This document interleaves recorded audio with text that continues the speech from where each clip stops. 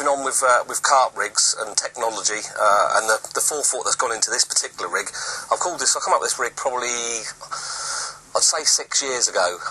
After watching a lot of carp in the edges, how they get rid of rigs, I've called this one the Hermit lead.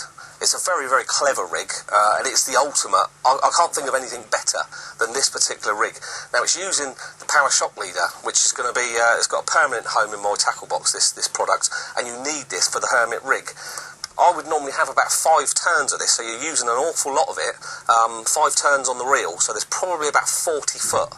But this is a shock leader with a difference, because this is fluorocarbon, it will sink down. You use this particular rig, because it's elasticated, and I'll show you in a minute how we're elasticating it, but primarily what you've got to get into your head is that this goes straight through to the swivel, protected by the bead, which is quite important. I'll use the first contact beads, but you need a tough rubber bead, not the hard plastic, but a tough rubber bead, because if you have a soft bead, once you cast out, the swivel can end up back through inside the bead, which affects the mechanics. But if you look at this, I'll put this on my hand just to demonstrate it. You've only got to move a few mil, and that's literally taking hold of my finger, and it starts to hurt after a while because it's pulling, the elasticity is pulling against, it's almost gravity, but it's not gravity, but it's all inside the lead, and hence why I called it the Hermit rig. But it will catch fish right the way through the winter. This is when I really use it, but like I say, the power shock leader is probably one of the key elements, and also the tail rubber. What we've got inside here, the little tag end, and I'll demonstrate this in a minute. If I pull this rig, you'll see through there that the pole elastic is whipped on, and if you notice how far back it is, it's probably about just under 3/4 of the way up the tubing. So there's very little amount of pole elastic to do that job. And what happens once the fish is hooked?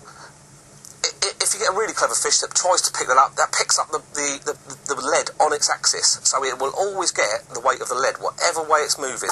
If it's moving sideways, and once he's had enough, the fish has decided he's not going to get rid of this particular rig, he's going to bolt, that pulls out of the tail rubber.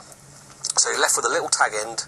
The fish is, you're literally then onto a running rig, and basically you can fish your bobbins on the floor. It's very critical, don't fish this tight to the lead because the elastic won't be able to stretch then, so that's the rig null and void. You need to let the power shock leader do its job, lay along the bottom, have the bobbin on the floor. Once that's run, you'll get a little tiny flicker on the bobbin, then it whack, you're gone, you're into a running rig. So, but the key element to this is the pole elastic and the shock leader, which, you know, it lays down flat. Everything's out the way, you haven't got to worry about back leads, you don't want back leads on this is the whole point. You want your bobbins on the floor, nice slack, so you're not going to spook the fish. There's one mouthful to go at. You can still fish this over a bed of particle or boilie, and it will nail a lot of fish. And what I've incorporated, basically on the rig end, just a very open gaped rig with a tiny little kicker, little piece of tubing. I've been using the fang twisters on this particular rig because they do turn in very, very, very quick. They're ultra sharp. All you need is just literally the fish to move a millimetre of pressure away from the lead, and it will do its job. So what I'm incorporating here is a new prototype braid from Ultima. This has got the sinking element, it will lay flat, you can see how nicely it's cooled round. They've put in a fleck to break it up. Most bottoms, whatever you're fishing over, will have elements of black in it. It will do the job. This one will be out in the new year. It's certainly another product for my tackle box. So I'm going to put this rig on, and we're going to show you how we catch a carp on it. The key part to this, and the bit that I get asked the most, is the pole elastic and where it goes. Now you're literally going to do a 4-turn grinner knot, and holding a very small tag end at the bottom. It's just literally a slip knot, like you've put on pole elastic on, you know, if you're marking your line up or whatever. Just literally 4 turns, and then we're going to pull it nice and tight. It's a little bit difficult to work with pole elastic, but it will go into a knot. And then what we're going to do is slide it down. This is the hardest part that people don't understand, so I'm going to go slower on this part.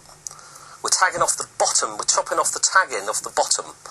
And if we can find the tail rubber, we're going to pull this through till we can just see it at the other end.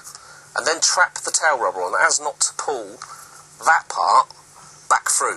So what we need the knot about here, 3/4 of the way up the tubing. If you have it too close down here, when you pull it, the knot comes out and it can loop the leader. So you don't want that. The rig, once that happens, the rig won't work. So you need it literally further up here. So I'm going to slide this down, get hold of the power shock leader, slide it down, work it out finger-wise. That's perfect. And now we're just going to tighten that up really tight so it doesn't slip. Trim off the little tiny tag end almost to, so it's so close so it doesn't get caught up in the tubing system, and then pull it up. You can now take the tail rubber off and adjust your tension. So if we test the tension there, we can see it's working perfectly. Absolutely perfect. That you can see just how, I'm sorry if that's a bit quick, but that's how fast a carp can shake its head and he's gone on a normal rig. You can throw your lead, and that's the idea of this particular rig. So we'll just put down we'll put down the tail rubber, on it goes, chop off the tag end, and you have yourself probably what I'd consider, I've been into rigs for like nearly 30 years of carp angling. This has been the side that I've always been into. It's probably what I'd consider the ultimate carp rig.